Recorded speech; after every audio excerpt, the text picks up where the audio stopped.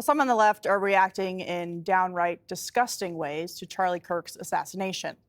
MSNBC firing Matthew Dowd after he went on air after the shooting and immediately smeared Charlie Kirk and accused him of pushing hate speech.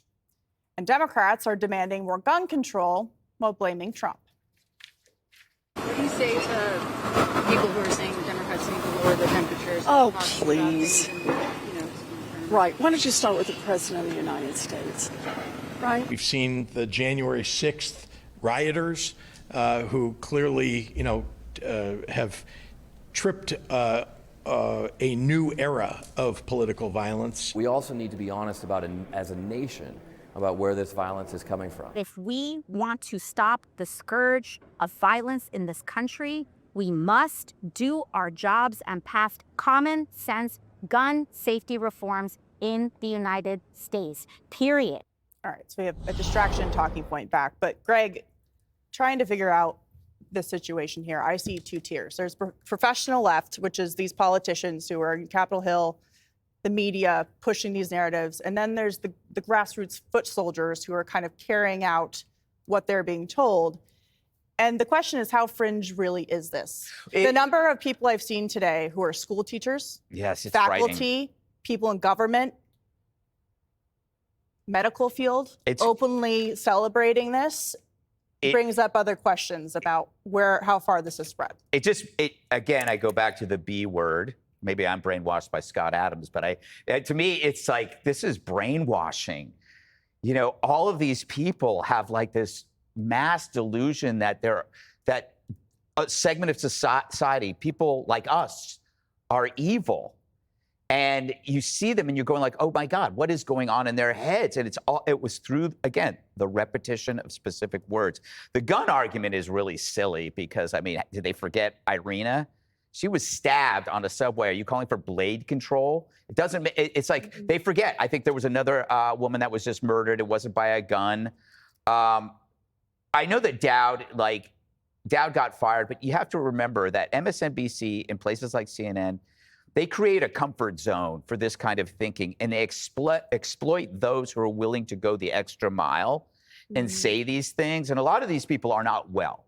You see them on MSNBC and on CNN, you go, there's something wrong with them. You look at their eyes are just like, I don't even know what I just did there. But Dowd was fired because he got noticed, not because of what he said. MSNBC, again, you go back to thanks to the social media platforms, probably Dowd would have gotten away with it. But I think, he needs help. And going on MSNBC shows you that MSNBC doesn't care that he needs help. They're just using him. And lastly, just to finish up on your point, I got to ask where the Democratic Party is. Aside from Harold, there's a huge hole where this party used to be. And Harold, you are outside the party. You could come in, swoop in, and fill that hole. There needs to be some kind of moral authority there, and it is missing. Would you like to respond? Well, I appreciate the kind words. I think, Katie, that the nation is drowning in violence. We yesterday, there was a shooting in Denver at a school, elementary school or middle school there, and you had two kids whose parents dropped them at school, could not have had the furthest in their mind was they were going to get a call a few hours later that the daughter was, I think, in an emergency room in a trauma center. She had a bullet in her head. No one wants that either. So I don't necessarily agree that I agree with Greg in that it's knives, it's guns. But I admire people who are talking about policy. I don't like people talking about the personal and the personalities. Greg and I differ a little bit on this. I think there's violence on both sides. And unfortunately, the rhetoric is encouraging, people to do who don't have, I think, the kind of maturity that we have around this table. I wish people could see us in commercial break and the back and forth and the camaraderie. I think it's important at some point for the president passed a big, beautiful bill. I wish he'd do a big, beautiful bipartisan summit at the White House and bring Democrats and Republicans together around things that they agree with. You have Marsha Blackburn and Blumenthal from Connecticut, who were trying to ensure that social media companies don't go after young kids with algorithms. It'd be great to bring them all together. You have Blumenthal again, I think, with Lindsey Graham on a Russia sanctions bill, if it passes. Bring them all together, Mr. President, for the simple reason that the country needs to see that as much as we disagree sometimes on things between the parties, that there is some common, not only good, but common sense and common agreement around things that are big. Well, to be fair, I mean, the president's door is always open. You see people at the White House all the time who vehemently disagree with him, and Democrats on Capitol Hill seem to be willing to work with fellow Republicans on the Hill, but they're not willing to work with Trump for the sake of satisfying their base. But Brian, on this issue of going back to the gun control, I think that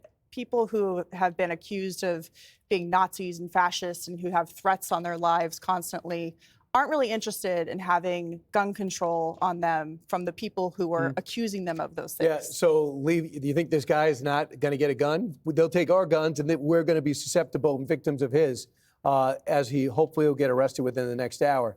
Bipartisan. Bill Clinton weighed in for Charlie Kirk. Didn't even know we knew Charlie Kirk existed. Barack Obama did Barack too. Obama weighed in. Joe Biden weighed in. George W. Bush weighed in. So the other side of the Republican Party. I think that there was a little bit of bipartisanship, but overall, Democrats are scared right now to do anything with Trump. Chuck Schumer says, I can't shut down the government. It doesn't make any sense. And they try to get rid of him. And believe me, Chuck Schumer is no bastion of bipartisanship. He never will be. He doesn't know how. But now they're all in their corners. They're afraid to talk or deal anything with Trump. But I think the first opportunity would be immigration. And since the president did the impossible and shut down the border, we could do things like getting people who have been waiting online doing it the right way and make it expeditious. People that marry people from other countries, why are they waiting forever, charging money that they can't afford? Is that a way we're welcoming people from other countries? I think we could fix things. That would be an opportunity. Yeah. But ironically, when I brought that up to Charlie Kirk, I said, Charlie, would you be my first guest? But I tell you, I'm talking about getting together in immigration. He goes, Brian, I vehemently disagree. There's no way I'm going to agree with you. It's going to be a great segment. I go, great. I just don't feel bad about disagreeing. He goes, I love disagreeing. Yeah. Yeah. Dana. Well, thinking back to Elizabeth Warren being asked about that question, President Trump says we need to turn down the rhetoric. Do you agree? And she says, ha, ha, ha. And she's like, and I think, what would it have taken for her to say, I agree. He's right. That's something we can agree on. I'll meet him more than halfway on that. And then move on with your day. Like, what? Why? Because you want small dollar donations? You don't want to be ostracized from the cool kids table in the Senate cafeteria? It's preposterous. Then I was also thinking about the real emergency this week, that only 22% of seniors in high school in this country, 22%, only that amount can do math at a grade level. 35% of seniors can actually do reading at a grade level. That is a national emergency. Could we not get together on that in addition to immigration? And nobody wants to talk about it because they just want to talk about the problems that led to this moment. There are a lot of stops along the way and on this road to Charlie Kirk getting murdered. Okay. What was Charlie Kirk talking about young people? It was the importance of raising a family. And you look at the stats of that survey of Kamala Harris voters of women. They don't want it. They don't want kids. They do, and it's like, well, that's how a country dies. That's not a patriarchal view. That is a realistic view. And also because that means that they have a very dim view of the future. Yes. So where's the hope and change, right? Yes, Where's the Obama? brainwashed. So I was thinking, and just I know we have to go. Who is the Charlie Kirk of the left? Because the young people on the left can't stand their elderly leadership. Right. They don't want any of them. They're threatening to primary them. You have people like Jerry Nadler deciding not to run again. Chuck Schumer could have a tough primary. He might be able to pull it out, but the younger people are having a revolt. But there isn't a Charlie Kirk on the left that's saying, let's talk about the ideas. Their Charlie Kirk on the left, I think, is Zohran Mamdani. Yes, yep. He's the one that's on TikTok. He's got all the energy. He's talking about free tickets to the World Cup, and they're buying it, and that's certainly dangerous. Yes. We need to get Harold on TikTok. All right. Get Harold on TikTok. Click here to subscribe to the Fox News YouTube page to catch our hottest interviews and most compelling analysis. You won't get it anywhere else.